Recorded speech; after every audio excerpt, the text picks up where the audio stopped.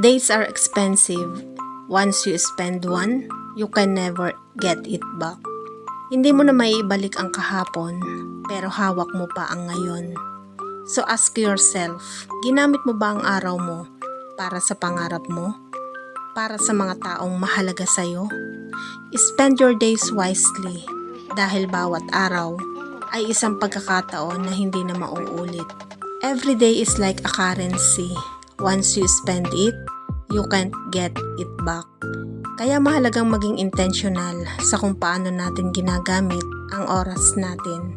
Instead of just letting days pass, gamitin sa mga bagay na may halaga, sa pamilya, sa pag-i-invest sa sarili. Iwasan ang mga bagay na walang ambag sa goals mo.